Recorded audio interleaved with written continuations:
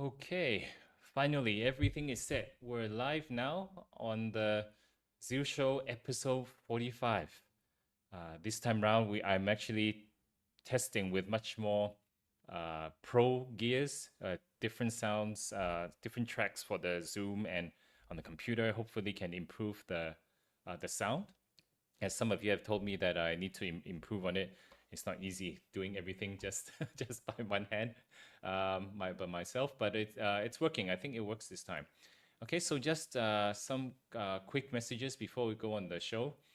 First is please do visit my Linktree link. I have the latest Linktree link is on my profile on X. I have my latest upcoming streams, previous streams, some of the video cuts, and also other links, including what the Zeall Show is about if you want to be on the show, and Azentic Nexus, which I just launched recently to help companies that want to get licensed, what they need to prepare. I'm not necessarily going down the route of getting clients, but happy to do that. But I'm more on giving the workshops online, getting the right mindset for the leaders, and so on. So I told my peers in Singapore and even in London that don't worry, I'm not coming in straight. My business model is slightly different. So as you know, I have told most of my viewers that I have quite a number of guests all the way till end of June. I know I can keep booking, but I also don't want my guests to wait for 3 months, 4 months down the road, and then they forget that they need to be on the show. So I will do it on a maximum 2-month basis. So when I do come to you, it's because if I'm inviting you for the show, it's because now in the next few weeks, I'll be filling up the July spaces as well. So, okay, so for today, I'm very happy to have invited a very important guest. He was based in Hong Kong, now moved over to Dubai. I think at the time when he was part of the Hong Kong government, I was actually just moving to Singapore because back then I was helping out with Dave Shin previously with with him because me and Dave Shin and some of us in Hong Kong were really trying to set up the infrastructure there and worked with the Bitcoin founder, the founding CEO of the Hong Kong Bitcoin Association. So we were there, and then I was moving to Singapore, and then I think with Charles, I sort of did not cross paths with him. But happy that I have him now on the show. So just let me change the screens. 1 second. Hi, Charles. How are you? Hey, Anson. Thank you so much for having me. Good to be here, and yes, happy to cross path eventually.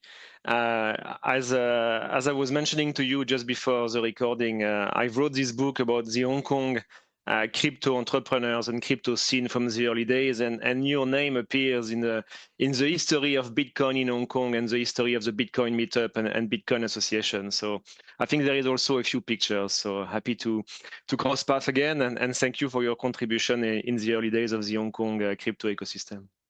Thank you so much. Yeah, I was skimming through the book and I I did see my name there. It's quite amazing. Is this book for sale right now? Yeah, Actually? absolutely. So yeah. The book is a book I wrote together with a friend of mine, Jem DiBiasio, which is also the editor-in-chief of a fintech media called dYdX, focusing on Asia fintech. And the book is coming from my essentially my passion for crypto for many years. And when I was with the Hong Kong government, as you mentioned earlier, I was head of fintech for the Hong Kong government. One of the vertical I was focusing on was crypto and blockchain at the time. We call it blockchain. Crypto was a little bit the word you would avoid. So I get to kind of mingle and work with a lot of people. Should they be Bitcoiners? Should they be DLT people working with banks or pure crypto people, Ethereum and others? And I wanted to write the book when I was actually employed by the government, but the government told me, like, don't do that now. It's not right for someone from the government to write such book. So when eventually I left the Hong Kong government and joined Consensus, I gave a heads up to my former bosses at the Hong Kong government, telling them, hey, I'm going to write this book because I really want to kind of write this documentary of the history of the crypto ecosystem in Hong Kong. And if you have the chance to read the book, you will realize that since 2014 and even before, there was so much action and so much people get their early days in crypto from Hong Kong and eventually expand in other places in the world. So the government told me, Charles, you're free now. You can do what you want. And eventually I wrote this book. This book is still for sale at the IFC in Hong Kong at Bookazine, but you can buy it also on Amazon, print on demand anywhere in the world, and also on Kindle as a ebook. Yeah. So it was a funny format we decided to go for. Essentially 21 breakfasts in 21 different restaurants or venues with 21 different crypto entrepreneurs from Hong Kong, trying to cover different personas from the ecosystem of crypto in Hong Kong, and also kind of documenting the history and progress of that place. I was living in Hong Kong for 18 years, so I had the time to go deep in many different topics and aspects of the city. So if you're curious about the early days of crypto in Hong Kong, Block Kong is definitely a good read. So what is interesting, because you're also from the government side, but what got you into Bitcoin? What I'm pretty sure it was Bitcoin before crypto anyway. What got you into that? Sure. So when I was young, about in the early days of my university years, I was on a budget. I was not really wealthy, so I was downloading movies and downloading music and having a little business with that, very small scale, selling essentially CDs to friends with MP3s and stuff. And that's how I get to understand how decentralized computing and decentralized networks were evolving. So I started at the time with Napster, then there was the LimeWire. We did a lot of eDonkey 2000s. Later down the road came in Gnutella as well as BitTorrent. But I had really my hands on those networks. I was a very active participant. And within those community, one day someone came and say, hey, look at this. There is this white paper about peer-to-peer money. And I was like, peer-to-peer, I know it fairly well, but money, I believe I know. And eventually I discovered Bitcoin and realized I was really not educated enough on what is money, how it works. So the technology aspect of Bitcoin get quickly through my mind, but I kind of double click on money and realize like actually there is a very elegant kind of convergence between this technology and a new generation of money, or at least a candidate for new generation of money. So that was the start of my journey in crypto. That was back in 2011. 2011. Wow. Okay. Yeah. Wow. So you actually knew quite a lot, and then because all the activity in Hong Kong was really starting to bloom around 2013, 2014. So back in Yeah, absolutely. 2011, was there a lot of activity, or you sort of just knew it there and then it stopped for a There while? was nothing, to be honest. I was just on my. Maybe there was some other people, but I was just on my own. I bought my first Bitcoin on Taobao. Because I didn't Wow. want. There was not so many places to buy Bitcoin anyway, or there was this peer-to-peer things, but Taobao was easier. So my wife was buying clothes and stuff, and I asked her one day, like, can you search for Bitcoin? And we found some. So I bought one. I bought a few, and eventually sold all of this at the end of the same year. Because it was very volatile, and I was an entrepreneur at the time. My company was being acquired, so I decided to kind of get out of the rabbit hole, sell all my Bitcoins, all of them, and focus on selling my company. Nice, nice, nice. I Wow. came back in crypto in 2016, 15, when Ethereum came to existence, and this kind of smart contract capabilities of the network was actually very interesting. So that's when I kind of came back in crypto more actively. And back in 2015, 16, there was like a very interesting scene and kind of social life around crypto in Hong Kong. So that's just accelerates whatever you read on a computer, and whenever you can find some of your peers able to discuss in a cafe or around some pizzas somewhere, it just gets you even deeper in the rabbit hole. So that's where the community aspect comes in, and it's a very strong kind of accelerator. Yeah, and I remember Jihan was really making it big, having the Ethereum meetup groups. His narrative Absolutely. is he holds the largest Bitcoin meetup group, yeah, in Hong Kong. Was that really like a, like a very big melting pot of all the entrepreneurs coming? Yeah, absolutely. Jian Shu was running this Ethereum meetup, and he did a really, really good job. I mean, we had Vitalik again and again. We had many entrepreneurs. We had many people working and building on DeFi. He was trying to bring also crypto to regulators. So yeah, it definitely has been very hands-on and not counting his hours. And he started in a very humble way, but eventually grew this community, and that was very welcoming. And people at the time, when they were kind of expanding their project, should they be on Ethereum or some other things, they will definitely have Hong Kong on their map, and the Ethereum meetup was a kind of a must visit if you were into a global tour. So speaking of that, as you were saying to me before the meeting that should try and challenge you with some of the questions, I think this is a good time to get in. So just then you were saying that about DeFi, and when we got to know about Ethereum and the meetups, what was then that you think would work well, and what do you think is going wrong or it did not go well now? I think many things are going well. Usually people are very impatient with this kind of technology. Maybe at the time I was a little bit naive and I was thinking like a smart contract will solve all the problems. But the reality is it's just a trade-off between the kind of legacy infrastructure and legacy way of making finance versus the new one with DeFi. So DeFi is, in my opinion, like the most established use case in crypto. Many things are experimentals, but they don't really stick. DeFi is still around us. Stable coins are real. DEXs are real and kind of hitting market shares from centralized exchanges on a weekly basis. So this is all real, but it's not going at the pace I was thinking it was. And the technology alone does not solve everything. When you're in crypto, you want to get like proper technology, but you want to build also trust, because even though we are building trustless system, the trust of users, the trust of institutions still need to anchor somewhere. So I was maybe thinking at the time, everything will be trustless and no one will need to almost know each other and talk to each other. But eventually the reality is, if you're not a founder, if you're not a project which have being able to build trust around your project and your smart contract, you're going to be struggling. So that's probably what I'm focusing more on right now. Keep building the brand, keep building a relationship, showing that the project I'm working on, dYdX, is existing for a long time, never cut corners, and this resonates with a lot of people. Back in the days, I was thinking technology will solve everything.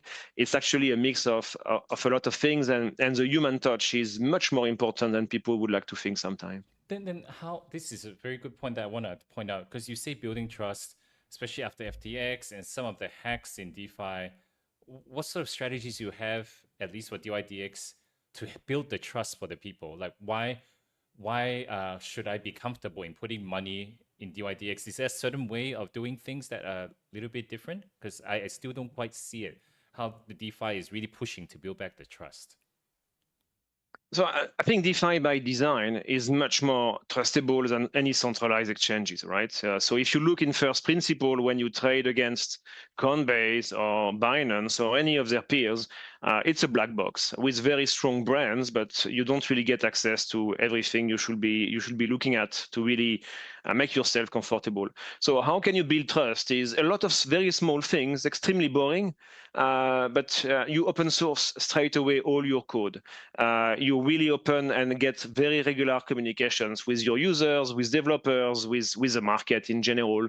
You really try to put your name out there, so you don't hide yourself behind like an icon or whatever picture, but like you're real. And you show people like the team is real, the team is committed, and then you just open as much as possible things, and you explain and you kind of front run questions from people. So some people will say, your question was like, should I feel comfortable to deposit money on a DEX? So you basically explain, you document your project, you do education explaining actually the funds of users are not in the hands of the project owners, they are not in the hands of the founders. If there is a multi-sig, but for example, at dYdX, there is no multi-sig, how this work and what are the risks. So being extremely transparent and being very good at communications, I think really makes a difference. And this is as simple as that, honestly. Sometimes there is no magic formula. It's just being consistent, being resilient, and being able to kind of weather the different storms of our industry, keeping your integrity and keeping kind of open communications and clear communications on how you build things and why you build things. And many of your kind of competitors will just sometimes make mistakes. And if you keep your line, you essentially should be doing well. Oh, yeah, being constant is very important. So so linking to that, because you previously was on the public sector side slash regulator, even today when I go to the Financial Action Task Force meetings, when I go to the MES meetings or talk to any other regulator, they always like still have a mindset about DeFi where they don't know if when something goes wrong, who's going to take the liability, who's going to take the blame. I'm sometimes also at how do you say it? At loss of words on how to explain DeFi to them, but I always explain to them that it's important. So how do you balance this when you talk to governments? This is something I really want to know. I think I take the angle of the crypto and the public blockchain infrastructure and networks is strategic. If you're a regulator, and depending who you speak at regulators levels, right? Some people will be essentially executing policies, and they will not have necessarily the bandwidth or the mandate to look at the big picture. But the big picture in a world which is getting more and more global, if your money is stuck into an intranet between a handful of banks, your currency will essentially lose attractivity. It will lose value, because it's not basically available fast enough and quickly enough where people need that.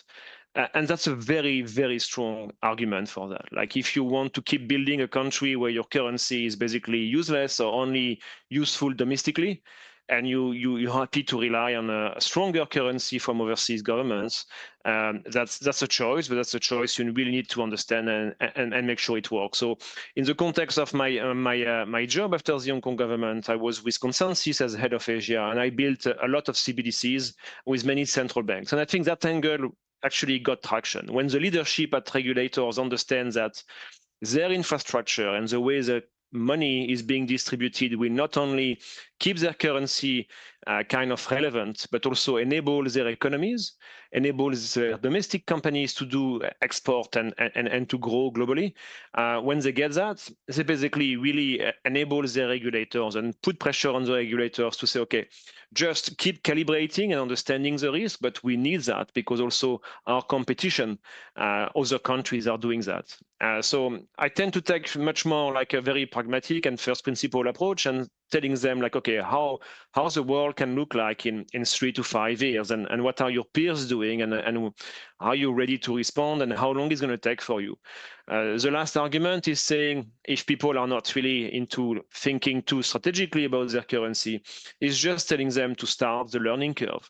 It's super important. Like your peers, your neighbors, if we think of Singapore, Thailand, Australia, some other countries, Hong Kong, are very active in CBDCs and DeFi regulations. So it's just also mandatory for you as a leader within the regulatory shop to be engaged and train your staff and learn. You can start with a sandbox, which is zero commitment to nothing, but you need to start somewhere. So in terms of regulations, how is VARA seeing DeFi? I'll give you context on this because MES has this Payment Services Act, and then they have like custodians, exchanges, and so on. When you ask them about DeFi, they will tell you that it is within the realms of their PSA, but it's not that enforceable. It's still a thing that's not really discussed. So how is VARA looking at this? So that's a good question. I'm not an expert in regulations yet in the Middle East. I'm writing this second book called Arabian Crypto, where the readers will have the chance to hear from ADGM, the regulators of Abu Dhabi, and also VARA, the regulators from the Emirate of Dubai. But I think overall, regulators in different part of the world have different kind of philosophy of regulations, right? So you will find regulators which will be regulating the asset and the operations around the asset. So those regulators are extremely tough to work with, and usually they only make so much progress, to be honest. They're not really enabling anyone within their ecosystem. And another category of regulators will essentially define a framework for operators. Usually it's a virtual asset service provider kind of regulatory framework, and tell the people, if you want to operate within crypto or within digital assets, these are the basic rules of operations we would like you to follow. But then you can take the responsibility as an operator to deal with this token or another token or stable coins and so on. So these two philosophies are kind of existing for a very long time. You find the same philosophies in CBDCs. You find the same philosophies on other big topics within the mandate of central banks. But I think what you see in the Middle East for sure, and I keep investigating this, at this very moment of writing this second book, is definitely the leadership on the top of the regulators is extremely engaged, ambitious, and is asking mandatory progress. And this is not the case everywhere. You can get a lot of window dressing in different countries. Regulators need to please someone, but they don't always have a strong appetite for it. And it's a tough job for regulators, to be honest. You can take the side of crypto, but me working a lot with regulators in the past, they are responsible for very large economy, and crypto remain extremely tiny business. This can be also very disruptive business. And they also have to keep kind of stability within their economy, right? And controlling the risk. And we've seen this in crypto again and again over cycles. And I don't think this is the last time we see that risk in crypto is not always well contained. And we see that with centralized projects. We see that with regulated companies or exchanges, which still have problem with market manipulation to some extent. So the regulators have a tough job, and depending of which regulator you talk to in which part of the world, they will have different philosophy to approach regulations around crypto, and they will have different agendas as well. Some will really want to push like an open economy and making sure they attract those top talents from crypto engineering and crypto economy in general, pure DeFi. And some others will get happy to take some of the technology, but they will only want to enable part of their banks with maybe wholesale CBDCs and some other kind of crypto plays. So it's a tough conversation, but eventually I think all these activations of central banks and regulators only accelerate, and we definitely see some FOMO in a few corners of the world to basically catch up. I think the big topic right now is essentially stablecoins. The US have chosen not to do CBDCs, but essentially enable their banks with a stablecoin act, which is supposed to be kind of active by August, if I remember well. And this just triggers a lot of activity and kind of catch up from many central banks, thinking, okay, do I want to push my CBDC? How do I distribute my currency? How do I make my domestic economy relevant overseas? And how do I enable them with money on steroid or money 2.0. So yeah, sometimes the regulators need a little push, but they're also doing the right things, kind of creating some frameworks around our industry. Not everything is working in crypto. We see that every month. You're right.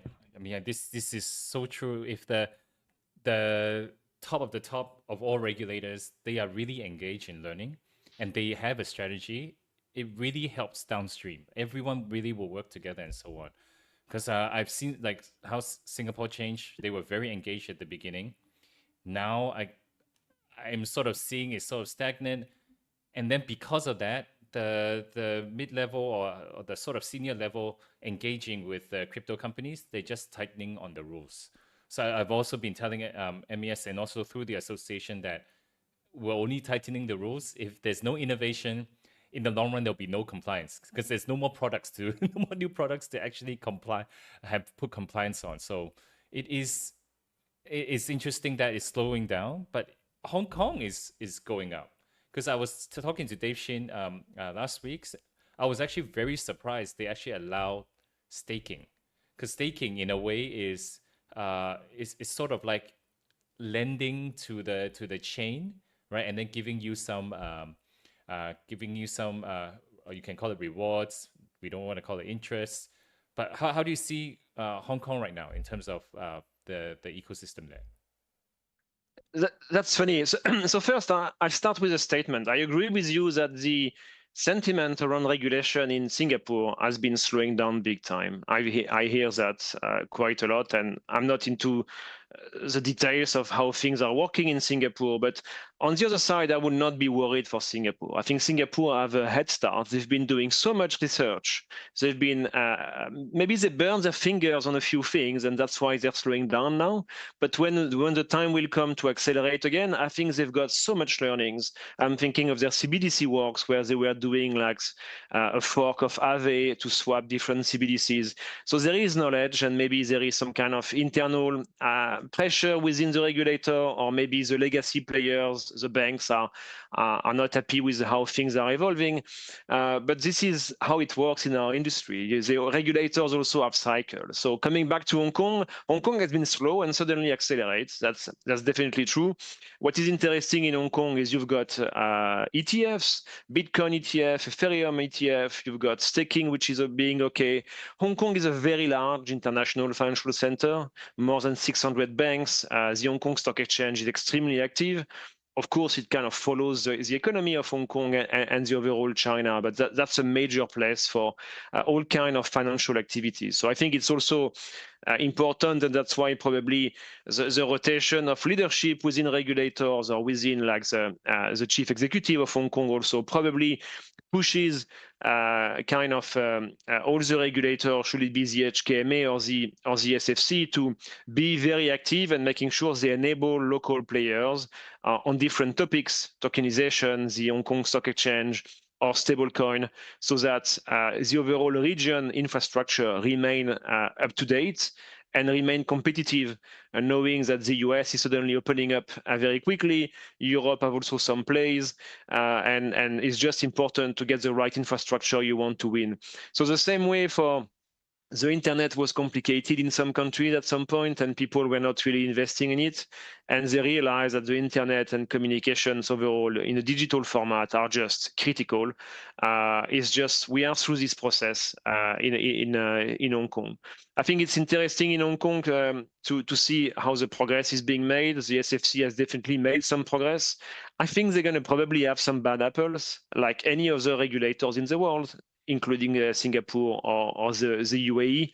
But overall, the motion is in place and basically enabling, because there is like global competition. So I think back in the days, let's put it like 5-6 years ago, it was very experimental and maybe somehow sometimes only window dressing, like the innovation theater. But right now, these crypto and global public networks are critical. And if your competitors are doing this and you decide not to do it, you will need to explain this later on to some of your government peers or to your citizens, and this is going to be a hard conversation. So everyone is in motion, definitely. Great, great, great. So you're right. That's why it's important to have different places to be following each other, because they're at different pace. But in terms of the whole ecosystem, it can definitely help. So just two things. I have some. So if you open on the x.com broadcast link, there is a chat. If you guys have any questions to talk about that you want to ask Charles, please put it there. I can see already some questions. I'll definitely be putting that in. And then, yeah, so I now want to go back to the decentralization part. As you know, actually, a few weeks ago, I also talked to another sort of DeFi, not sort of, another DeFi company called FeelLiquid. FeelLiquid is trying to help with the liquidity pool for Filecoin per se. And then my question was actually very similar to what I want to ask you. Like, we want DeFi to be very decentralized, not just in the infrastructure, not just in the tech, but also in the decision making as well, right? And then when I asked them about it, he said that, oh, it's a chicken and egg. We still need more people to come in order to distribute the voting power and so on. So my question to you is, like, for dYdX has grown so much right now, who's actually controlling dYdX? How does it work? Absolutely. The short answer is dYdX governance is in the hands of 23,000 token holders voting directly, as well as 60 different validators, which are validating and taking care of the security of the chain, but also taking part of the governance. So dYdX exists since 2018. We are OGs. Some people think we are cockroach, and I take it as a compliment. We've been weathering so many different cycles of the industry and keeping a very strong focus on one thing, DeFi and perps. And maybe to kind of circle around your questions and coming back to it later on, dYdX started on layer 1 Ethereum. Later on, dYdX was one of the very, very early user of layer 2s. We were on Starkware, so that was part of the Ethereum history of dYdX. And 1 year and a half ago now, the dYdX chain came to be. So essentially, it's an app chain dedicated to dYdX use case only. So on the dYdX chain, you can only essentially run the dYdX application. And this kind of migration to this new stack, the Cosmos SDK and the sovereign chain of dYdX, came for different reasons. The technologists and the engineer wanted to make sure they don't have a dependency on the pace of innovations of layer 2. But there was also something very important. And that's, I think many projects should ask themselves about this question when the time comes. When you work in DeFi, the reality is most of the DeFi projects are still kind of labeling themselves as DeFi protocol, but they are still very much centralized. And if you think of your project and your identity and your brand and the trust you're going to build over it and trying to compound on, you need to be very clear about who you are. Are you a CeFi project settling on chain, or are you a pure DeFi project? And I think at the time of these decisions for dYdX to build his own chain, it was very, very much illustrating that dYdX was very clear about who is dYdX, what is dYdX technology. It's a DeFi technology. So as soon as the technology was available to the engineers of dYdX to essentially progress on decentralization and getting the order book not anymore on AWS, but decentralized on the top of the chain of dYdX.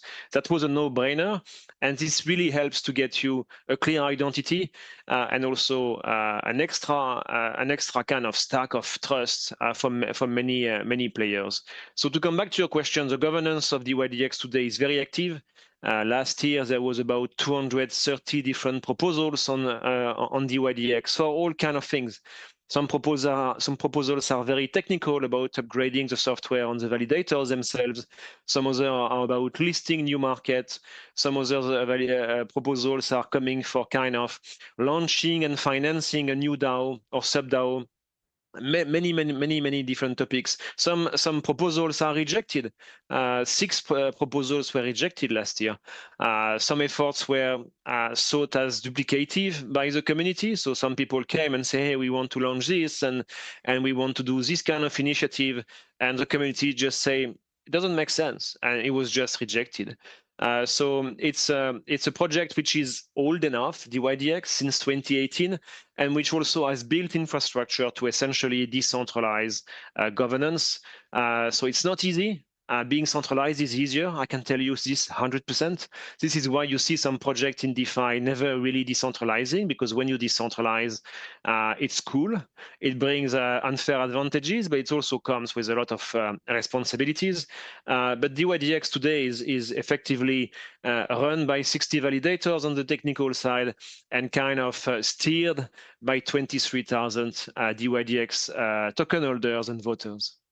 Wow. Okay. So dYdX, the main function is basically to distribute just the grants, or do you also within the foundation propose to the DAO?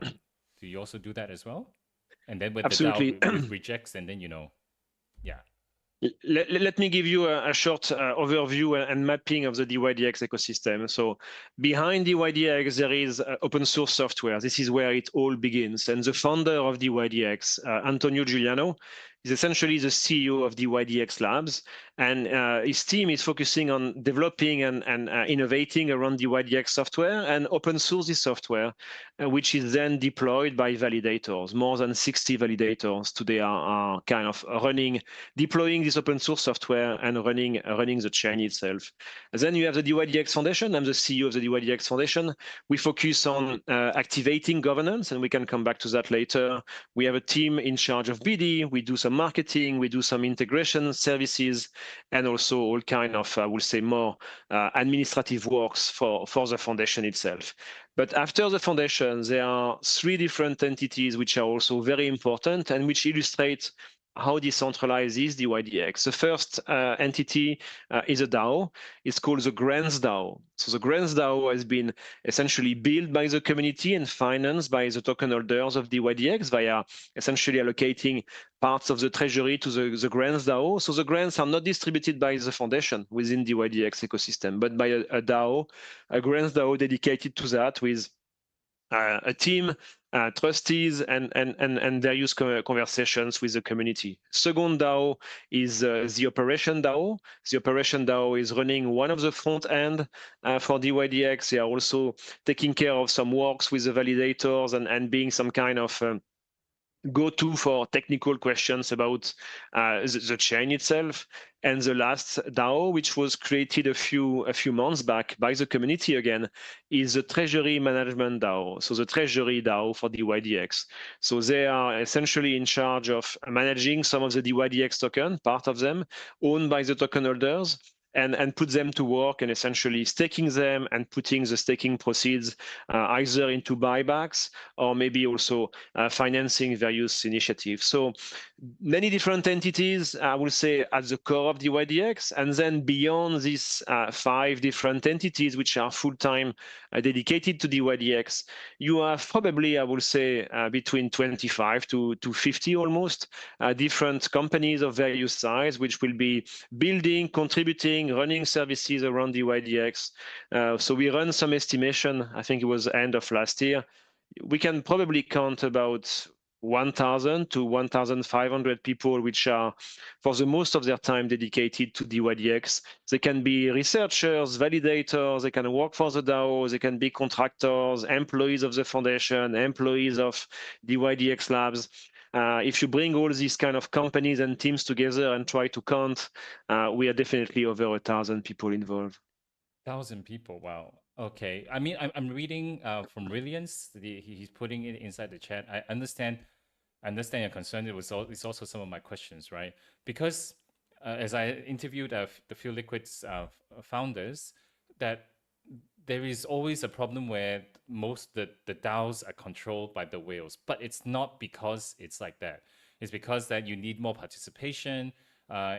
It's either you need more participation and that they haven't really reached out to get more controllers / voters, or it's they actually are just closing off and the whales are the ones that are making control. So is dYdX? Let me double click on this, and that's a very legitimate question and an important question as well. So one thing which is different within the dYdX ecosystem is dYdX has built its own chain. As a token holder of the dYdX token, you can decide just to hold it on your wallet and do nothing with it, but you can also decide to essentially stake it with a validator. So the way governance works within the dYdX chain, there are governance proposals which are coming on a weekly basis on multiple topics. Every token holder which is staking can decide to vote on this. If the people are not voting after the 4 days or 7 days or sometimes 2 weeks kind of voting period, the validator will vote. So it's not a perfect system, but it's kind of mitigating the whales phenomena. There are whales on dYdX. Some people are long-time investors and extremely committed to the ecosystem, but eventually all the token holders, when they decide to stake, and there are many different benefits for staking. If you stake your dYdX, you get rewarded in USDC, for example. You've got 60 different validators which will vote on behalf of the token holders who did not vote before the validator. So in terms of decentralization of power and decentralization of governance, it's really far ahead from any project which is sitting on Ethereum or any layer 2, and which has a token and very low kind of governance participation. So governance participations on governance proposal on the dYdX chain is close to 80%, 80, because of this kind of architecture from the Cosmos ecosystem, and because the dYdX chain runs on the top of different validators, and those validators have a say as well when the token holders decide not to vote on any topics. Oh, so you're saying, let's say this particular proposal, the whales didn't really put in their votes, then the remaining amounts, validators then are then given the voting power, or they can actually just oh Absolutely. wow, that is interesting. Yeah. Okay. That's part of the Cosmos SDK. This is happening exactly the same way, unless you tweak the Cosmos SDK otherwise. But the same kind of concept applies to the Cosmos chain, to Osmosis, and many others. Yeah. I guess then it's just really a matter of time when like the ecosystem keeps going up and down, and then some of the whales they start selling off, and then you have more validators. Maybe it's just growing that, because right now everyone is still saying, like Liquid is saying, it's a chicken and egg problem, but they did not talk about, like, you guys have the validators being able to vote. I think this is I don't know if it's unique, but definitely from a logic standpoint, it's not just the largest token holders having a say, which is very, very important. Okay. Absolutely. Okay, great. So I mean, definitely it's good that we know how the DAO works, but are there times when a proposal is out, because validators, I think, represent in a way much more of the ecosystem. Is there a time when you actually have validators that really want something, and then the whales come in and say, no, we don't want it? We haven't got this situation and this friction so much yet, to be honest. The beauty of working for an app chain ecosystem is the alignment. Like, there is only one topic within the dYdX ecosystem. It's basically the dYdX app and perps trading. So it brings a natural alignment because the project is so focused. dYdX is not kind of expanding on different chains. dYdX is not doing many things that layer ones or layer twos are discussing. So the ecosystem is somehow much more aligned naturally, because the topic to be discussed are a little bit more focused and more narrow. So we haven't found any situation of a big backlash for now. Of course, there are sometimes on Discord and on the forum, people kind of argumenting against each other on different topics. But it hasn't been yet coming to a place where you got like something which is coming on chain and everything will be decided within the last hours. Overall, the community is very much aligned and very much focused and knows dYdX for a long time. So we're kind of having a smooth governance. There is a few rejections here and there, but people are just understand dYdX, and dYdX is not expanding on so many things. We're not discussing like, let's do some NFTs or let's do some whatever things. It's just extremely focused, and I think that's the way projects should be thinking of things, and that's the way also our industry overall is evolving. Being a Swiss knife when actually everyone is looking specific tools for specific tasks is probably not the strategy which pays off the most. And you see that in DeFi nowadays. You've got specialized protocol into lending. You've got people specialized in spot trading, DEXs, and you've got people specialized in perps. And whenever you see any project which is expanding too much away from this core specific knowledge they've built over the years, it usually doesn't stick well, right? So if tomorrow Aave wants to launch a spot DEX, I will not bet on it. I think the Aave brand is a very strong brand for lending. If tomorrow Uniswap wanted to do, I don't know, some random stuff, Uniswap is better keep their leadership on spot rather than expanding on too many other things. And in traditional finance is exactly the same, right? Some banks are specialized in investment banking. Some others are purely market traders and participants. And some banks will be more like kind of retail banks. And I don't think this kind of framework and how the industry of finance is organized today will change so much in crypto. I don't think so. The reason being the users wants to be clear, like if I go to one place, I know exactly what I'm going to get, and I'm going to get like the best in class product. The same way you don't want to go to a Chinese restaurant and order a cheeseburger. It's probably not going to get the best cheeseburger you can get. So I think the market is always looking for clarity and eventually evolve into specialization. And this is what we see at dYdX. People know us for perps. There is some innovation in the roadmap, but they will be really adjacent and kind of enabling the perps, but it's not going to diverge too much from the core kind of business of the protocol and the specific knowledge built over the past years. That's amazing. Because the next question I do want to ask is about the forks, but now you're saying basically if dYdX just keeps the narrative that you are good with the derivatives and just stay there, that you see yourself is the moat of what dYdX is, right? Would you guys be doing any other thing, like other things, other than your core business right now? Yeah, absolutely. So dYdX Labs has published a tentative roadmap for the coming years, and spot trading is definitely on the roadmap. So there is no clearly timeline for that, but that's something which has been asked by many users and which makes sense also. Some trading strategies involve taking a spot position and hedging your spot position with either long or short, and this is something which is a complement, but not totally kind of expanding and saying we're going to be like a supermarket for crypto. I don't think it works. And if people wants to fork dYdX, that's something which can be done very quickly and very easily. The entirety of the dYdX code is open source and available on GitHub. So people can just fork dYdX and launch their chain and launch and operate somehow some dYdX fork. But the value is only so much into the code itself. It's within the ecosystem, is within the network effect, within the relationship and the trust the brand has. So you can give me Anson the receipt of your favorite ramen or anything you're cooking. I'm not gonna get this special touch. I'm not gonna get like the brand of Anson on those on this recipe. It's not gonna fly for me. So the same happened for dYdX, and it's something you find. I mean, if you want to fork Uniswap or Aave, you can.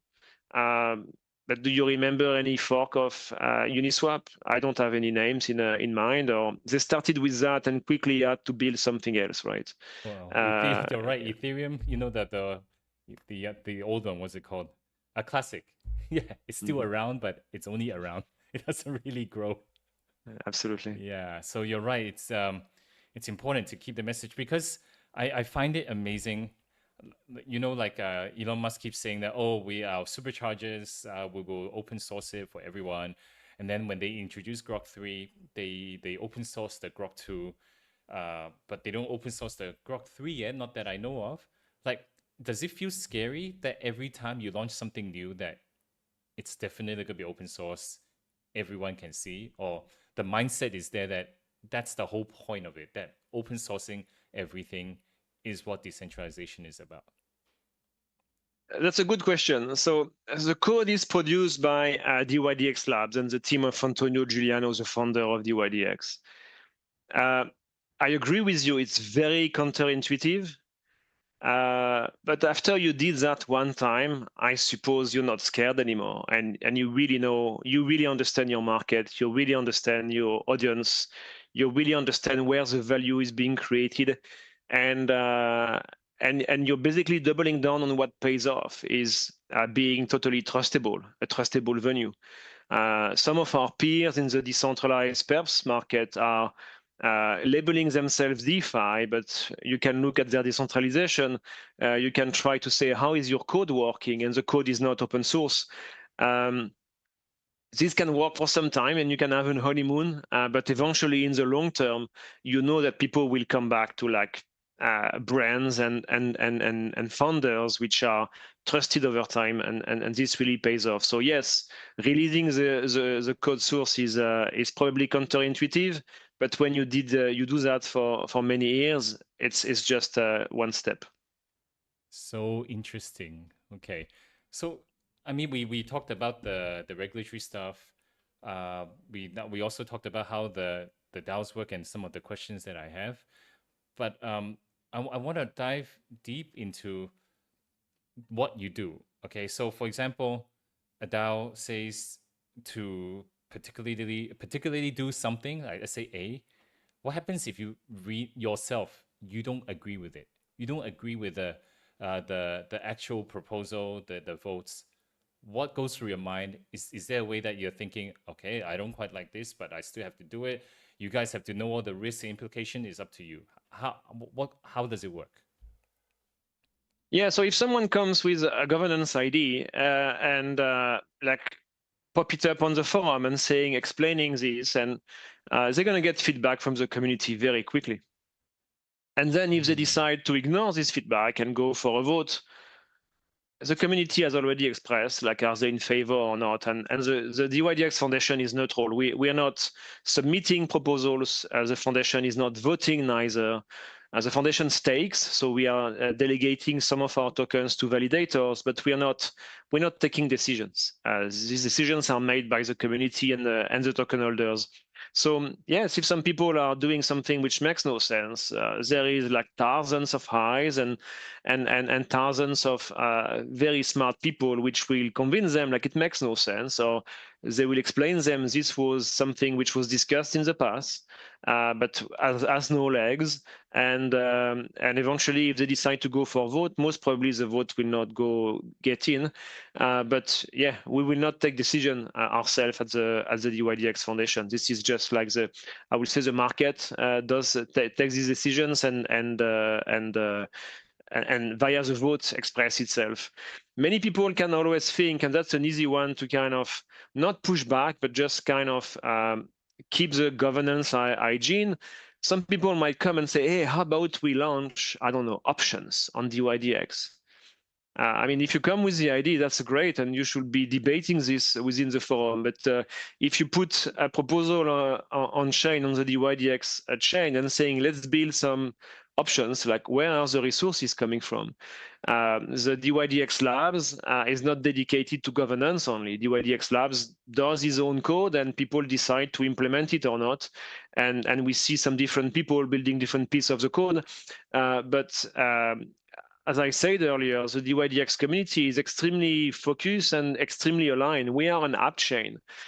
So if you come with ideas, but you don't have the capabilities to execute on it, people will flag you very quickly. And most of the time, I think it's just not even going to the governance proposal stage, because people are like, I'm going to lose my face. It makes no sense to push too hard. Wow, that is so interesting. Actually, even for centralized companies, I think when there's a CEO thinks of a new product, there's not enough debate usually. The CEO pushes it and then the whole company just has to listen. Product comes out very bad. But right now it seems like every time when there's a new proposal, dYdX, the DAO or the people contributing actually do discuss. This is good. But now I want to just see your opinion. What do you think is actually happening at the Ethereum side? I know it's not part of some of the guidance questions, but it's leading to what I'm thinking. Why I'm asking this is Ethereum has been the top. Ethereum Foundation always tries to be like in the interest, doing things in the interest of the Ethereum chain. But somehow we have seen, I can't really put it in words, that they've taken things for granted. The management has a lot of reshuffles, and then the sort of narrative being the top is you can see it. It's not being the top now. It's sort of everyone is thinking Ethereum has been there for long. There's now Solana. There's this and that, this and that. But what do you think has happened to Ethereum that got to where they are now? Like it's sort of like a very big elephant now.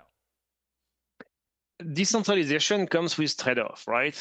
So when you start to build something with a small team and eventually you become a large community and you start to build things which are more and more complex, and you have some kind of tech legacy as Ethereum has, it becomes harder and harder.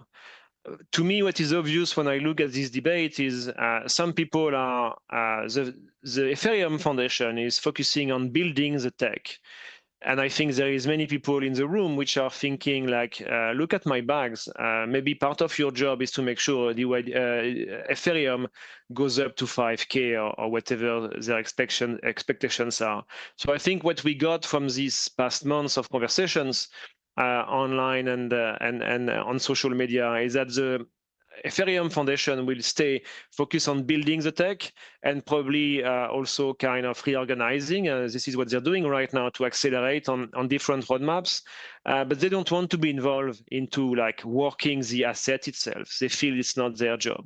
And I think that's fair. And if there is strong enough people around, should it be Etherealize or some other influential people in the space to help the market understand and capture Ethereum, that will be just very beneficial for the ecosystem to have some kind of mind share on building and keeping building the tech, and also mind share on considering and helping Ethereum the asset. Of course, there are new projects coming up nonstop, but the reality is the biggest community of developers is still around Ethereum. The biggest deployment of stablecoins are still around Ethereum.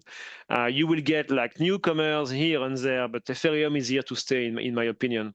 I don't have a very strong view on how to deal with layer twos now. Somehow it's I kind of agree that layer twos are kind of sucking some value away from the mainnet, the layer one. But I'm sure there will be some kind of realignment coming step by step, and the layer twos will not be all successful. It's a very, very tough business to be on right now. If you're fast and if you're cheap, that's good, but your competitors are fast and cheap as well. So they come back to the same challenge as new layer ones. You might have a honeymoon period when you kind of issue your token and make some people somehow rich, but this kind of audience is not always loyal. So what's happening at Ethereum is requires a lot of attention. I think things are getting into order. I'm excited about the Pectra upgrade, which is coming up. And I hope we will not be using the UI and UX anymore in conversations, because the smart wallet coming at protocol level will definitely help. But Ethereum is here to stay. And I think if today, as some other people are thinking this way, if today I was to deploy $10,000 between Ethereum, Solana, and whatever other asset, I will definitely go in Ethereum. That's the way I will deploy my money, because I know Ethereum has been weathering a lot of different storms. It has a very solid and very diverse ecosystem. And I think these cycles of doubt around certain projects happen for every project. Bitcoin has not always been on a rainbow. Many people have been doubting Bitcoin, and many people have been saying it's totally static and ossified, and you can do nothing in Bitcoin. And eventually, Bitcoin found its kind of value proposition and identity, and now many people will agree that Bitcoin is a store of value. There are people trying to build smart contracts and stuff around it, but eventually I think this is more like a function which will be delivered by Ethereum or Solana or some others. But there will be some winners. You can come with so many different technologies, but eventually it's always come back to some kind of network effect around a handful of them. So I'm definitely confident in Ethereum. It's not funny to see some bags kind of melting under the sun, but I think the future is bright, and the mind share and the trust and the brand is definitely here. Well, I mean, Bitcoin died more than 99 times, right? Why can't we say that for Ethereum and the other chains as well? But for you, how do you Absolutely. view the growth of Solana right now? It's after the Trump coin went up on Solana, everyone started to understand it. But is it growing as fast as you want? And is this growth, do you see it sustainable? Because in terms of the governance compared to both Ethereum and comparing to Solana, Solana is much more centralized than Ethereum is. What do you I think? think the Solana tech is very solid. I'm very impressed by the number of contributors and some very large companies deploying like engineers by the dozen to build new clients or to take care of specific part of the technology. So the technology is definitely there. The ecosystem is still a very young ecosystem. So it pops with memes, it pops with some other topics. So I think Solana probably need more time to kind of settle its identity within these different ecosystems of chains, Bitcoin, Ethereum, and Solana. So it was very well known for the meme coins. So I'm sure they're going to be very well known for something else very quickly and find the space. So the technology is there. The community is fairly young and in the making. But I will not discount Solana. They are here to stay as well. Very solid technology, and it's also different generations of builders, right?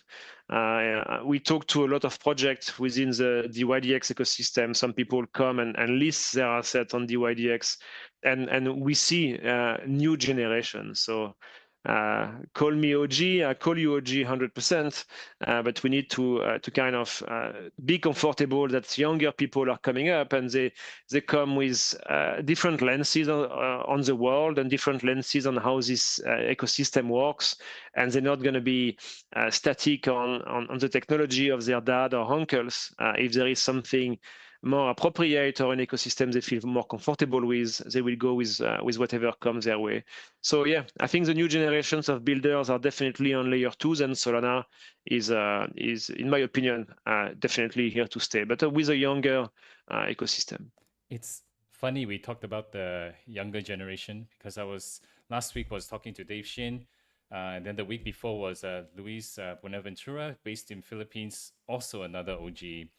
We were saying that the Bitcoin OGs, when we look at the price of Bitcoin, we really don't care. We really don't care because we want to see the ideology, the technology grow, right? The technology and the ideology. And then there was one time when I was in a room speaking at an event, I asked people, hey, who knows Satoshi here? Only 2 people put their hands up. I was totally shocked. So, and then we were also talking about that the younger generation actually can learn from some of the lessons that we went through. But at the same time, because there's just too many things to innovate on, it's very hard to really build that gap. So even within your the dev circle within dYdX, there must be some older devs, there are some younger devs. Do you see their mindset very different between the two types in dYdX? 100%. So if you look at portfolios, obviously dYdX is a trading ecosystem. And when I talk to different users or builders or market makers or people from the ecosystem overall, I will sometimes come to the questions like, tell me more about your portfolio. I don't want to know how big it is, but like, how do you kind of allocate your crypto portfolio? And I'm very surprised. Some people will never ever consider Bitcoin. Some others will be trading memes, and when the meme market goes down, they kind of circle back to Dogecoin. You will find some behaviors which are very different from other generations, and they're just mind-blowing. But it also illustrates how people how this ecosystem grow, and you get also more diversity, right? So we just have to accept that, and you really want to enable this new generation. You need, for me personally, I really take the assumption that I might have some wisdom, I might have like a better experience on some topic, but it's also my job to enable young employees within the foundation or younger generations within the dYdX ecosystem to make sure that those ideas get tested, trying to give them support and telling them, okay, if you want to go and do those risks, caliber those risks. Don't go all in. Just take the risk. That's perfect. I take a lot of risk, and I took a lot of risks, but I've been trying to caliber them. So if I burn my fingers, it's not too deep. But keeping the door open for a younger generation is probably also strategic and critical for any project. Otherwise, you essentially stay with the same kind of ideas and you become an echo chamber, and your next competitor will come with fresher ideas and just grab more mind share because they will feel they will just be felt as more interesting and ambitious than you are keeping the same old ideas.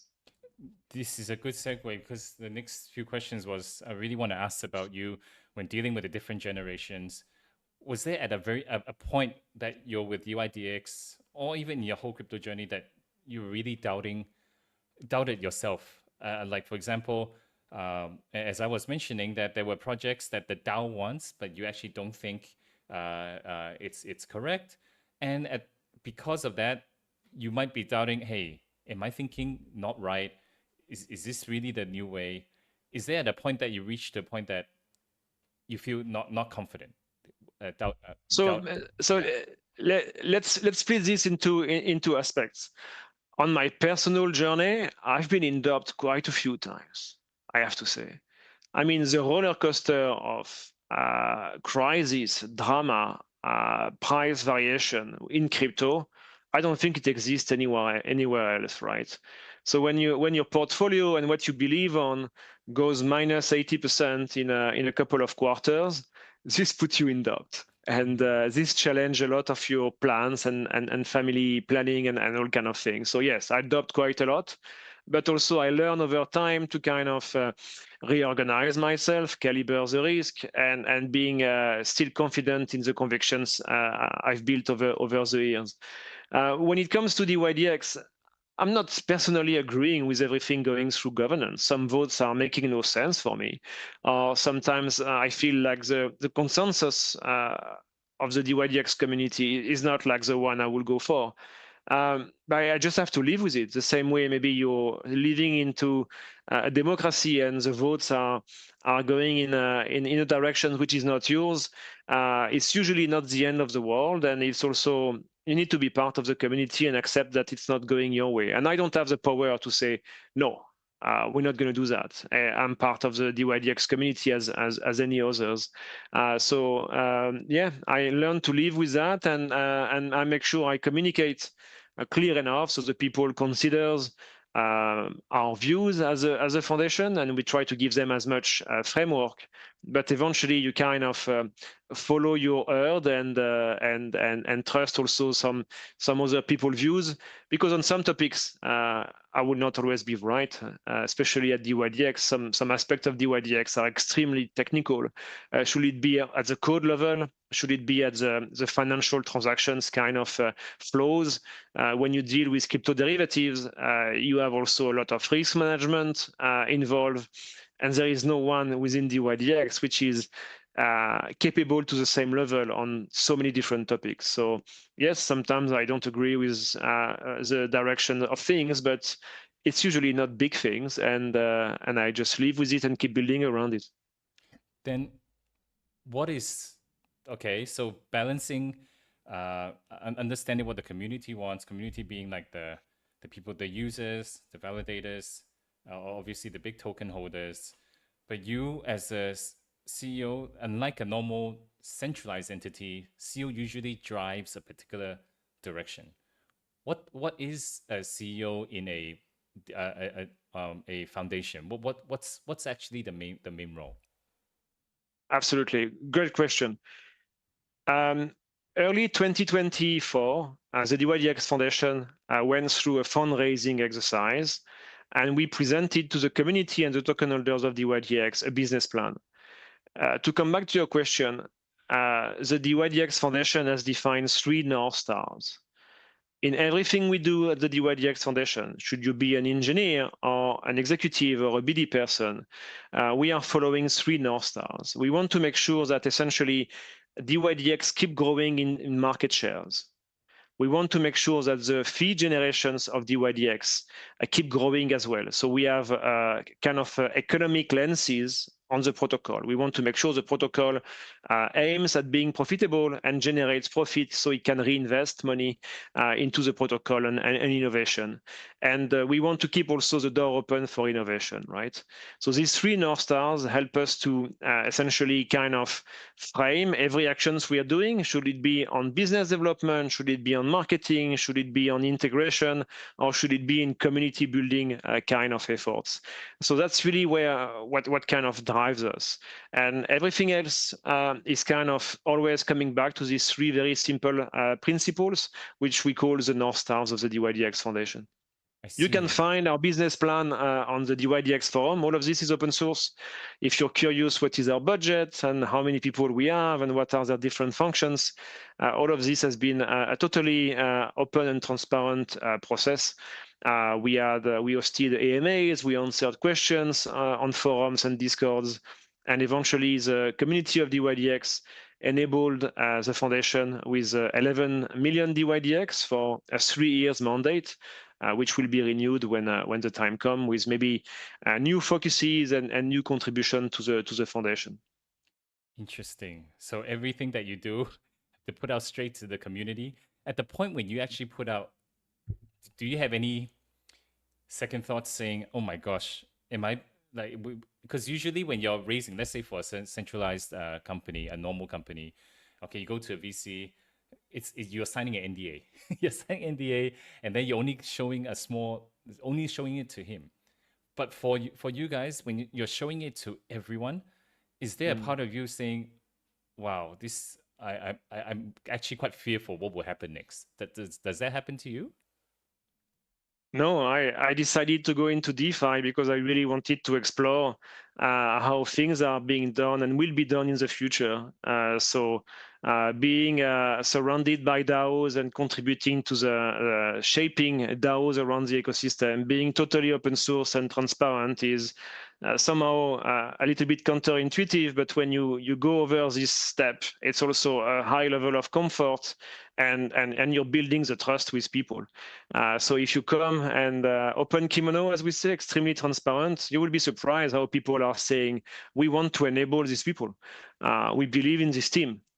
They come with such clear communication. They come with clear ambitions and goals. And the community has, via different governance mechanisms, the ability to fund these kind of teams. And when it comes to you, it comes as an honor. Of course, we were very humble and very happy to be enabled by the community, but it comes with responsibilities as well. And I was not really in doubt. We did a lot of work with the community to explain what we were building, and when it came the time for us to go on the forum and call for a proposal, that went well. I think we had like 98% or so of approval for that funding. I see. I think William on the chat is definitely very active, and I really thank him.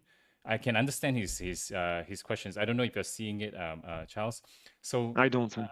So basically, he's asking. I think the whole market is also going through this. The prices are going down. Is dYdX thinking of?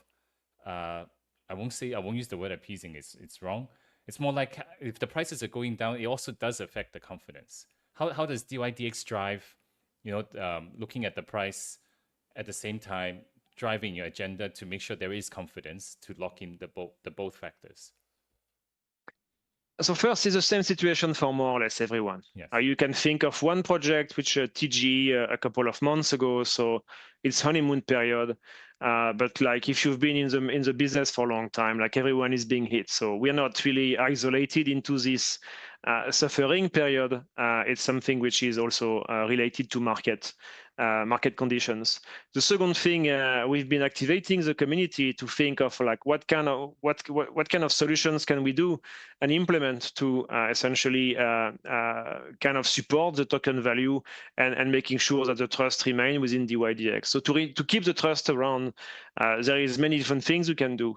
Some of this is keep developing the product and innovating. So we launched the dYdX Surge program, which is a reward program over the next 9 months. There is also the Mega Vault, which is bringing liquidity on more than 200 different markets on dYdX. Earlier last year was launched as well dYdX Unlimited, where people can list any market of their choice and basically start trading very quickly very new assets. So keep innovating, keep enabling the core value proposition of dYdX, which is liquidity and access. And also there was this proposal, which is now active and implemented, of buybacks. So 25% of the protocol fees collected every day, every block, are essentially dedicated to buying back dYdX token and staking them forever via the dYdX treasury DAO. So reinforcing the security and also removing some of the tokens from the secondary market. So multiple things you can do. I think you need to be patient and you need to be organized also so that you don't come into too much financial pressure. dYdX token price is down, but the dYdX protocol has also a very healthy treasury. Public information, dYdX Labs has also made public that they have more than $150 million of treasury. So all of these are signals that the team is here to stay, and the team can essentially weather the storm. And that comes with the experience of many years of many storms as well, making sure that you essentially run your respective organizations the best way you can, and being always kind of preventing crises by getting enough treasury and runway on the side, and not being stacking up risk and assumptions, but really building and designing and running your operation for the long terms and for all kind of weather ahead. That's why it's important, not just the price. You have to also look at how active the community is. Is it actually going down? Is it actually going up? What sort of new products actually coming up from dYdX? It's basically a whole slew of different factors need to consider when looking at the confidence. Yeah, so we're reaching the end of nearly the end. You raised some points about, because I asked you about like how is it to deal with all the different communities, different stakeholders. I can already hear some traits that you're saying as a DeFi leader. But for you, are there any other traits a DeFi leader should be that you don't see anyone talking about? I think one of the challenges in DeFi, which people don't always capture unless you're yourself a practitioner, is talents. If you're really decentralized and if your project is not under one organization only, to attract and retain talents, this can be a challenge.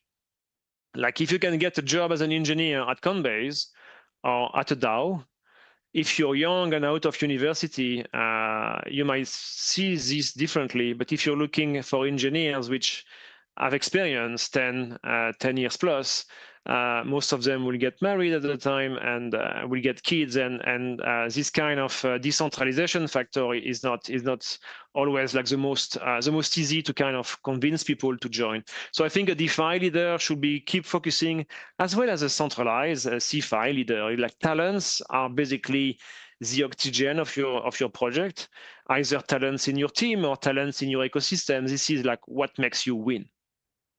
This is so critical and so boring as well.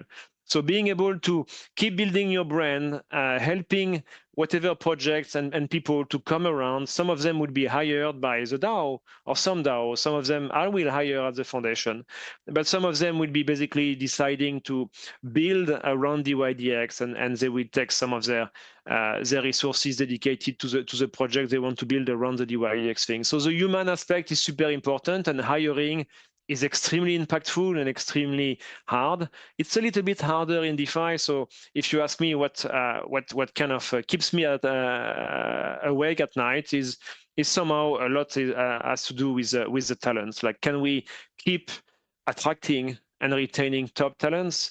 And in a DeFi kind of setup, it's not easy. And maybe the second point in DeFi, because you have so much, you're into another league of communication. When you're in pure DeFi like dYdX, you're into another league of coordinations and communication. So being good at communication, being good at explaining things, explaining the why, and making sure it's understood and kind of bought in by everyone is also a secret weapon. I'm not talking only about like tweeting online and running everywhere, but like organizing your roadmap design, communicating your roadmap and your vision. Again, things which are very classic, but very high impact when the people feel like, okay, I understand why we're doing this. It's the same and it's consistent with what was discussed 6 months ago. There is a vision. We have like a highway in front of us, and the people in charge of my little team or my DAO are rowing in the same direction. Again, nothing magic, but just delivering on this is also very powerful.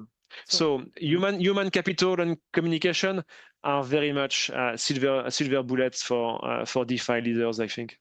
So someone, let's say from the centralized world, very seasoned developer, can run teams, can even code himself, but mindset is very centralized. Do you think he has any hope of moving to the DeFi side? Like if he's being asked by some the I don't know a particular project, he's very seasoned in developing, but he doesn't have the mindset. Do you think it's very hard if he's to move over from CeFi to DeFi? I don't think it's hard for the job itself, because the reality is a proper DeFi project, when they're decentralized, like really decentralized, eventually they work in modules, a little bit like mini departments. There is a department for treasury, there is a department for grants, there is a department for operations, there is a department for BD or marketing or different things. So eventually the work every day is, if it's well kind of designed, is similar to centralized venues.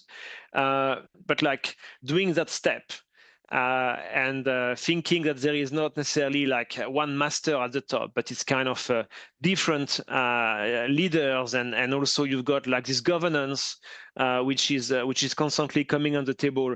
Can it be a little bit afraid for some people? Some people are all in and they will not do anything else. Some people need that for their career as well, because you're developing specific knowledge. So I think many of the people which are coming from CeFi to DeFi, either they are disappointed with CeFi for all kind of reasons, and some others are much more visionary and strategic with their own career and thinking, if I'm just another engineer within a centralized entity, what is the specific knowledge I'm building? Like what will keep me and make me relevant in 5 years' time? So you need to go and learn new things. Yes, you can learn AI, but everyone is learning AI. So what will be your angle? But then if you go into these very somehow exotic topics, you're building specific knowledge, which will keep you relevant for many or more years to come. And some new engineers can come from any university. They will not have the kind of mileage in DeFi. They will not understand all the different aspects. So we see a lot of very smart, I will say, and kind of strategic engineers or executive in general, understanding that they need to build their careers, and the HR department of anywhere will not really help them. They need to build conviction about how they want to see themselves in the next few years, and how they will be relevant in our very fast moving economies. Great. Yeah, so we're reaching the really last part, and it's actually a good segue to this because now I'm seeing the analytics of who are the viewers. Most of them are from India and Vietnam. Like for Pure Liquid, Hello, everyone. The whole group was for South Korea. But yeah, this today is thanks to the Indian and Vietnamese viewers. So now that we're reaching to the last part of the show, is there any last messages that you want to share with the dYdX community? I'm extremely excited about the ever evolving roadmap at dYdX. We do have some challenges, as many in our space right now, but we are building things for so many years already. So we are one of the most experienced community which has been weathering so many different storms. We remain also at dYdX in the most vivid and the biggest market in crypto, the crypto derivative market. The crypto derivative market is 10 times bigger than spot. It brings like the best talents, should it be on the trading side or engineering side. And dYdX move numbers for years on a daily basis. We celebrated a few weeks back more than $300 billion of trading volume on the dYdX chain. Since the inception of dYdX, more than $1.5 trillion of trading volume have been executed on dYdX, should it be between the V3 and V4. So we are very well positioned to shine and keep growing strong when the bear market is mini bear market is behind us. And maybe some people are asking, like, when is the end of the bear market? I don't have any crystal ball, but what I will say today, and the way I read the macro, which is very highly influential on crypto in general, is that we are obviously in a big turbulence season right now with the tariffs and the new administration in the US, which is kind of shaking the order of the world. In my opinion, within 90 days to 120 days, things will kind of settle down, and central banks will come to the realization that they really need to support their domestic economies to rebuild supply chain, to rebuild defense, to rebuild domestic industries in general. So I believe by the end of the summer or so, central banks from around the world will print again and bring liquidity to the market. And this liquidity will support the equity market, but also the crypto market. So I definitely see a bull run by the end of the summer, and possibly come the end of November, a rotation away from Bitcoin into alt and some additional kind of boost for the alt market. This is not investment advice. This is kind of my gut feeling after some years in the industry and trying to understand this very chaotic macro environment we are all part of today. Yeah, my global M2 is increasing like mad right now, and we know that Bitcoin has a lag, and then everything should be following suit. Again, also for me, not financial advice. But thank you, Charles, for this. So for my viewers, thank you for joining. Next week, we have Zan Kwan, who's the CIO of Revo Digital Office, sister company of Raffles Family Office that manages $12 billion. And Zan manages the crypto portfolio for Revo.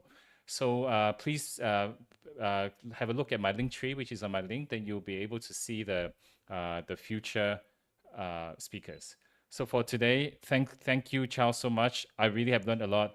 All these shows that all the viewers are seeing, I'm here not because dYdX says I want to do a promotion. I'm actually here to learn from everyone. Just like last week when I talked to Dave Shin, I'm here to see what the OGs are doing. It's been 10 years. Charles is also an OG, so I also want to find out what is going on. So great. Thank you, Charles, so much. And yeah, let's keep in touch and talk to you soon. Thank you for having me, and thank you everyone for joining. Thank you. See you. Bye. Cheers.